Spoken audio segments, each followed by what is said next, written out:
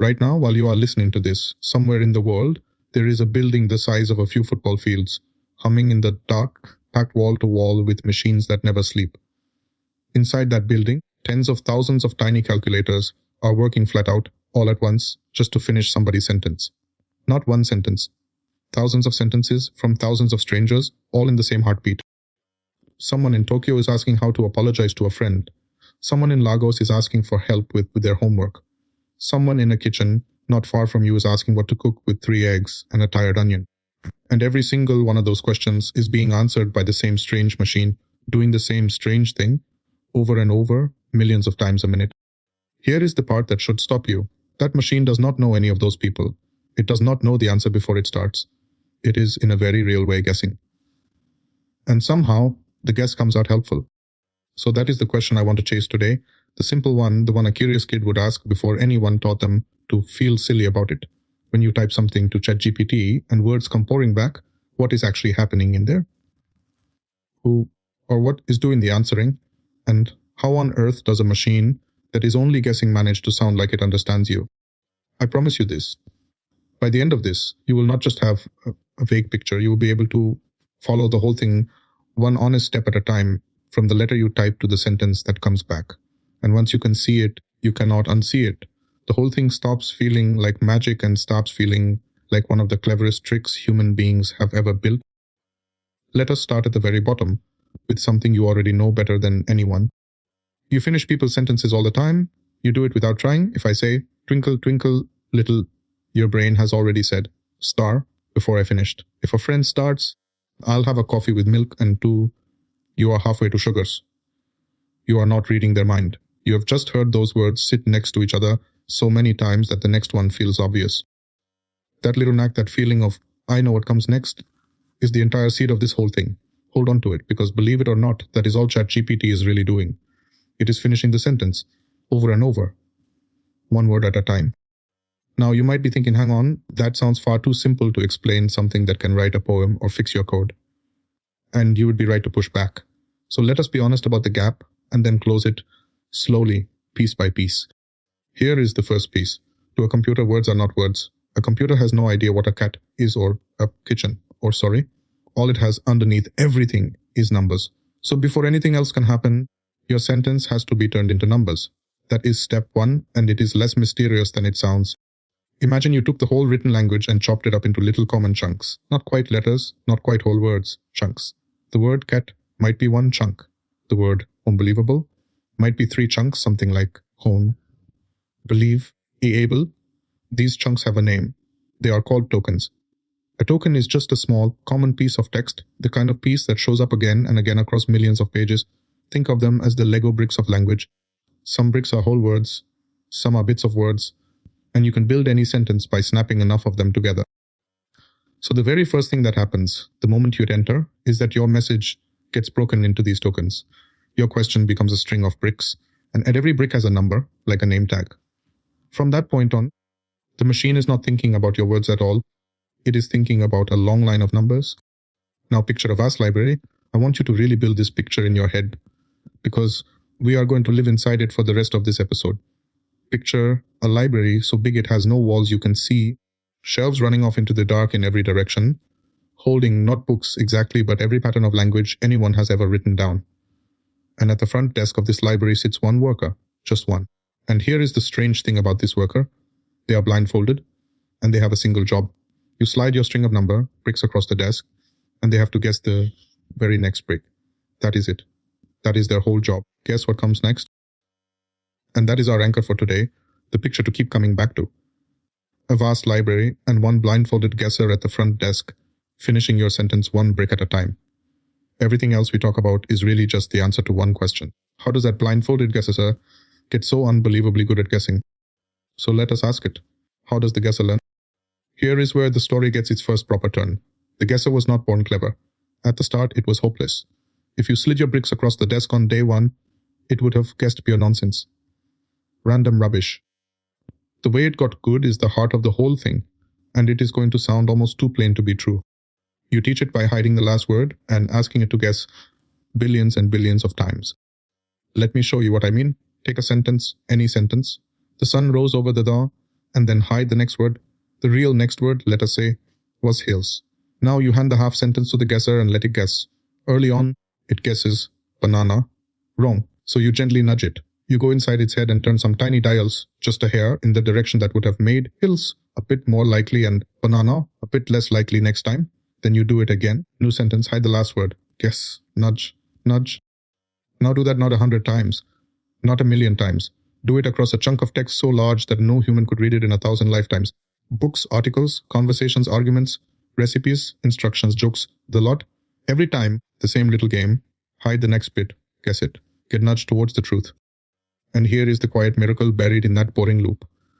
To get good at guessing the next word, the machine is forced, with no one telling it to soak up how the world tends to be described.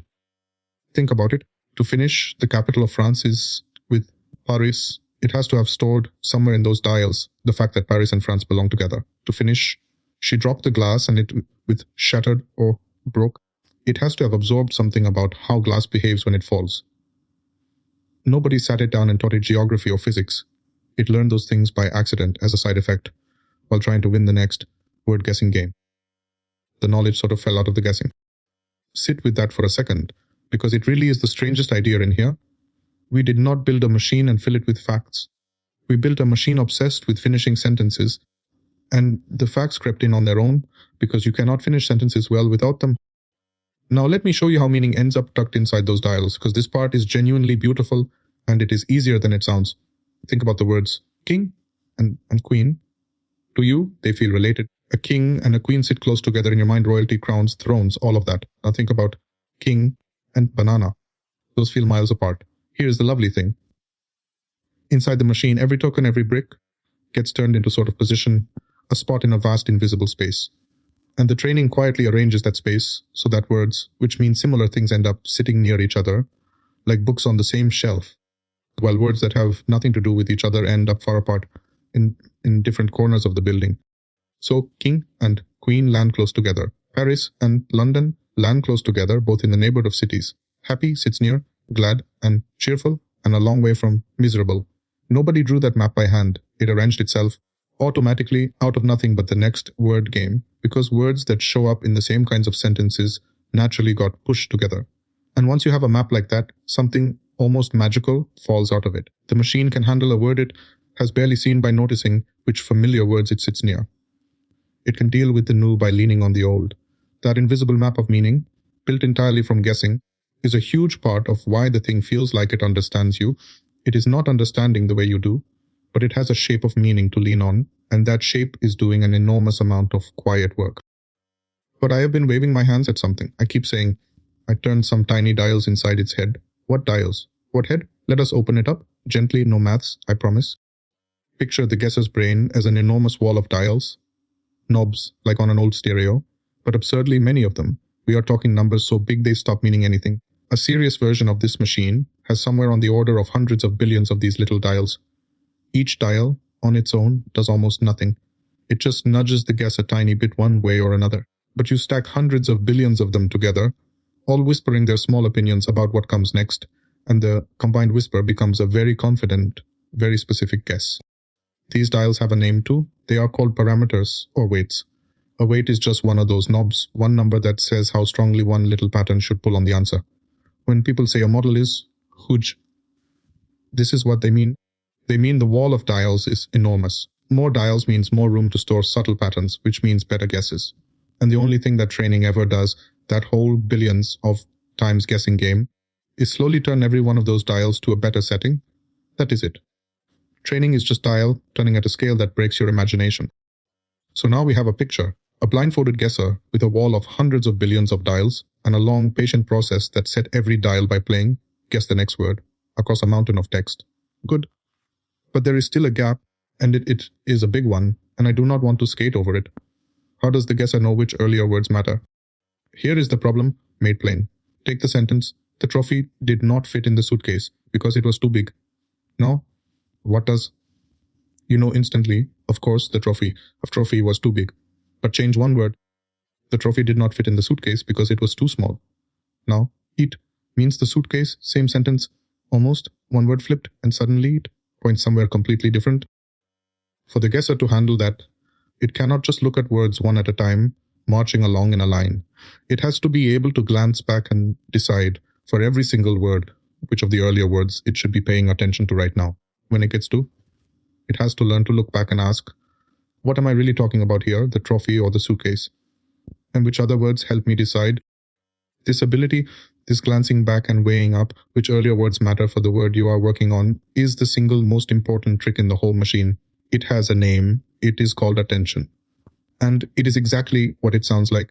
For every piece of the sentence, the machine works out how much attention to pay to every other piece.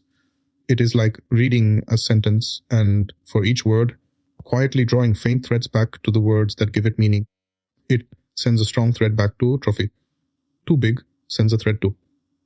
The whole sentence becomes a web of these little threads, every word softly connected to the words that matter for it. And here is the part that, when it landed, changed everything. People worked out how to let the machine do all of that glancing back at the same time for every word at once, instead of plodding through the sentence one slow step after another. That breakthrough, that one idea of letting the machine pay attention to all the words in parallel, is what made these systems suddenly leap forward about 8 years ago. Before that, machines read like a tired toddler, losing the start of the sentence by the time they reached the end. After that, they could hold the whole thing in mind at once and see how every part pulled on every other part. That single shift is most of why ChatGPT exists at all. So let me stitch the picture back together, because we have just added a real gear. Your words become bricks. The bricks become numbers. Those numbers flow into the wall of dials. And as they flow, the attention trick lets every brick glance back at every other brick and decide what matters, so that by the time it all reaches the front desk, the blindfolded guesser is not guessing blind at your sentence. It is guessing with a rich, woven sense of what your sentence is actually getting at. And then it does the only thing it ever does. It guesses the next brick. But here is the strange part, and this is the bit almost nobody realizes. It does not even fully commit to one guess. When the guesser finishes your sentence, it does not slam down a single word like a gavel. What it actually produces is more like a weather forecast. It hands you a whole spread of maybes. It says, the next brick is, I reckon, 70% likely to be sunny, maybe 20% cloudy, a small chance, stormy, a tiny sliver of chance for 10,000 other words, right down to the ridiculous ones. Every possible next brick gets a little slice of likelihood. The guesser is not certain. It is never certain. It only ever has odds. And then, to actually answer you, the machine reaches into that spread of odds and picks one. Often it leans towards the likely ones, but not always. Sometimes, on purpose, it rolls a soft dice and takes a slightly less obvious option, because always grabbing the single most likely word makes the writing stiff and lifeless, like a person who only ever says the most predictable thing. That little bit of controlled randomness is why you can ask the same question twice and get two different answers. It is not a bug. It is the machine being allowed to surprise itself, just a touch. Now here is what really gets me. Once it picks that one brick, that one little word, it adds it to the end of your sentence. And then it does the whole thing again, the whole thing. It takes your sentence plus the one new word it just wrote, feeds the lot back in from the start, flows it through the entire wall of dials, glances back at everything with attention all over again, and guesses the next brick after that. Then again, and again, word by word, brick by brick, each new word becoming part of the question for the next guess. That is the secret rhythm behind every answer you have ever gotten. It is not writing a sentence, it is writing one word, then rereading everything, then writing one more word, then rereading everything again. It is building the reply the way you might lay a path across a river, one stepping stone at a time, and each time you place a stone, you look back at the whole path so far before you choose where the next stone goes. When the answer comes streaming onto your screen, one word after another, that is not a fancy effect to look busy. That is literally the speed of the guessing. You are watching it think out loud, one brick at a time. Let us take a breath, because we have built a lot. And I want to point at something marvelous before we keep climbing. Nowhere in any of that did anyone program the machine with rules about grammar. Nobody wrote, a sentence needs a verb, or after, you usually expect a noun. Nobody taught it that politeness softens a refusal, or that a recipe lists ingredients before steps. All of that, every bit of it, the machine worked out for itself, purely from playing the next word game on a mountain of human writing. The rules of language were never typed in. They were discovered, sitting hidden in the patterns, the way a child learns to speak long, before they could tell you a single grammar rule. That is the all of it. We did not teach it, the rules. We let it find them. But And here is a turn in the story. The machine I have described so far is not actually ChatGPT yet, not quite. Because a pure next word guesser, trained loose on everything, has a problem. It will happily finish your sentence, sure, but it has no manners and no sense of what you actually want. Ask it a question, and it might just guess that the most natural thing to follow your question is another question, because in all that text it read, questions are often followed by more questions. It is like a brilliant parrot that has memorized the rhythm of human speech, but has no idea it is meant to be helpful. So how did we get from that raw, rambling guesser to the polite, useful assistant you actually talk to? This is where the people come in. And this is the part of the story that hardly anyone hears. After the giant guessing game builds the raw machine, human beings step in and start teaching it manners. Real people sitting at real screens are shown a question and 2 or 3 different answers the machine came up with, and their job is to say which answer is better, which one is more helpful, which one is kinder, or clearer, or safer, or just more like what a good answer should feel like. They do this thousands upon thousands of times. A person reads answer A or answer B and quietly picks. And every pick becomes another tiny nudge on those dials. But this time the nudge is not towards what word is most likely. It is towards what answer would a thoughtful human prefer. There is a whole invisible workforce behind this, scattered across the world, doing this patient comparing hour after hour. They are part of that invisible army I started with. When you feel like ChatGPT gets how to be helpful, that helpfulness did not fall out of the text on its own.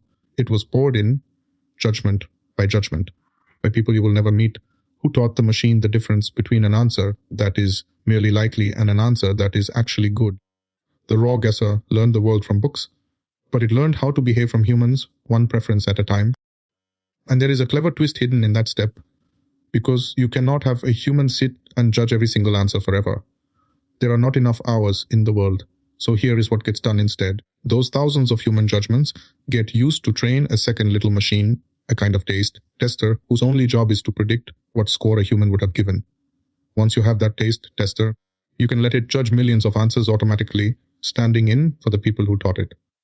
The guesser then practices against the tester, again, slowly shifting its dials to produce the kind of answers that score well. So a small mountain of real human opinions gets bottled up into one tireless judge. And that judge then patiently shapes the whole machine. The human taste is real. It just gets multiplied the way a single sourdough starter can leaven 1,000 loaves. And this is also where the guardrails come from, the reason it usually refuses to help with something genuinely harmful. Nobody wrote a giant rule book of forbidden topics line by line. The machine was shown, over and over, that certain kinds of answers are the ones a careful human would never give, and it absorbed that the same way it absorbed grammar as a pattern. Which, by the way, is also why those guardrails are not perfect, and why clever people keep finding odd ways around them. A pattern learned from examples is softer than a hard rule. It bends. It is a tendency, not a wall, and that softness is baked right into how the thing learns anything at all. Let me tell you about the moment this all stopped being a quiet research project and walked into ordinary life. Because it happened faster than almost anyone expected, and it caught even the people who built it off guard.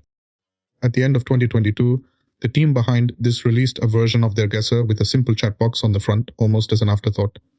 The thinking, by several accounts from inside, was modest. Put a friendly face on the research, see what people make of it. Maybe a few curious folks will poke at it. They genuinely did not expect a stampede. There was no grand launch, no fanfare.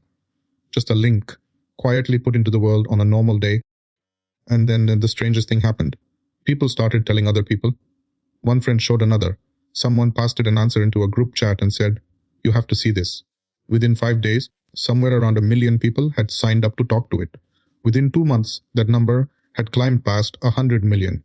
To put that in plain terms, it became the fastest growing tool of its kind in history, not because of any advert, but because the thing itself was so startling that people could not help passing it along. Out of nowhere, a quiet research demo had turned into something half the planet was suddenly arguing about, playing with, and worrying over, all in the space of a single winter.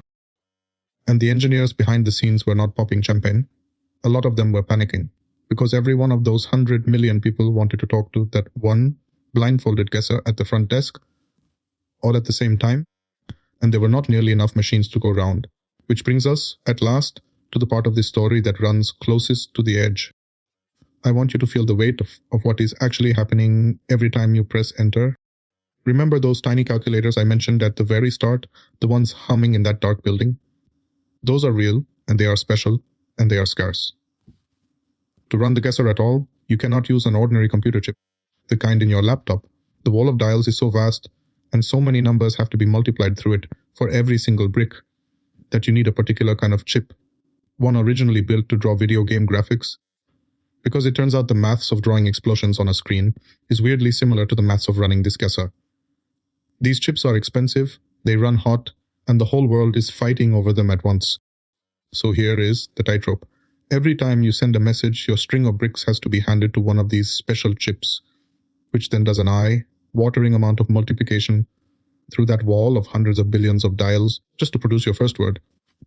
Then it does the whole lot again for the second word, and the third. And while it is doing that for you, it is doing it for millions of other people too. And there are only so many chips, and they are all already working as hard as they can. It is genuinely a system balancing supply and demand by the second, just like a power grid trying not to brown out when everyone switches the kettle on at half time. When too many people show up at once, you get the digital version of a blackout. The thing slows to a crawl or politely tells you to come back later, because the front desk is simply overwhelmed, and it costs. Every answer you get, even a short one, quietly spends a little electricity and a little of that precious chip time. A single reply on its own is cheap, almost nothing. But multiply almost nothing by hundreds of millions of people, many of them asking again and again, all day, and the bill becomes enormous. The building hums hotter. The power draw climbs. Somewhere, water is being pumped to keep those chips from cooking themselves. The casual little chat window on your screen sits on top of a roaring, straining, costly machine, kept alive every second by engineers watching the load like air traffic controllers, shifting the crowd from one cluster of machines to another, racing to add more chips before the demand swallows them whole. That is the fragile, filled truth of it. The calm, instant, friendly reply you take for granted is the visible tip of a frantic, invisible balancing act, where a small army of people and a vast army of machines are working flat out right now, just to keep the front desk open and the guesser guessing. So let us come back up for air, and let me show you how all of this quietly changes an ordinary day. The next time you ask it something and the answer flows back, you will know what you are really looking at. You are not talking to a being that knows the answer. You are talking to a staggeringly good guesser. Finishing your sentence one brick at a time, each brick chosen from a spread of odds, each one feeding back in so it can choose the next, you will understand why it sometimes sounds completely sure of something that is flat wrong. It is not lying to you. It cannot lie because it does not know things the way you do. It is just doing what it always does, picking the next likely sounding brick, and sometimes the most likely sounding sentence is simply not true. When it makes something up, a fake fact, a book that does not exist, that is not the machine breaking. That is the machine doing exactly what it was built to do, finishing your sentence smoothly, in a moment where smooth and true happen to part ways. And once you see that, you hold it differently. You stop treating it like an oracle and start treating it like what it is. A brilliant, tireless, slightly unreliable guesser that has read more than any human ever could, and that will gladly help you think, as long as you remember that you are the one who knows what true feels like, and it is only ever playing the odds. Here is the thing that stays with me, though. Underneath all the talk of chips and dials and attention, the deepest idea in here is almost gentle. This whole towering system, the building in the dark, the wall of hundreds of billions of dials, the invisible army of people teaching it manners, all of it grew out of one tiny human thing. The feeling you have when someone says, twinkle, twinkle, little, and you already know. We took that small, ordinary knack for finishing each other's sentences, and we built it up and up and up until it could finish sentences about almost anything. The machine is not alien. It is a mirror of the patterns in everything we have ever written down. When it answers you, in a strange way, it is all of us answering, echoed back through a guesser at a front desk. And that points at something simple and easy to forget. A system this enormous is not really one giant brain, it is a colossal pile of tiny handoffs. One brick handed to the next. One person's judgment handed into a dial. One chip handing its answer to the next chip. One stranger showing the thing to one friend, who shows it to one more. Up close, every grand system in the world is exactly that. Small local handoffs between people and places, stacking up into something that looks like magic from far away. Which is really the whole idea behind something we care a lot about here, a project called Hyperlocal. Because your own street, your own neighborhood works the same way. It is not one big machine. It is thousands of small handoffs between the people and places right next to you, and most of them are invisible until someone helps them connect. Hyperlocal is about making your own local world link up and work a little better, the same way all those tiny pieces inside the machine link up to make something far bigger than any one of them. If pulling back the curtain like this is the kind of thing you love, come along with us. Subscribe and stay and go and have a look at Hyperlocal and see your own little corner of the world the way you now see the machine. As a quiet web of hand-offs, each one small, all of them together, somehow holding everything up. So the next time you type a question into that calm little box and watch the words come streaming back, remember what is really on the other side. Not magic, not a mind.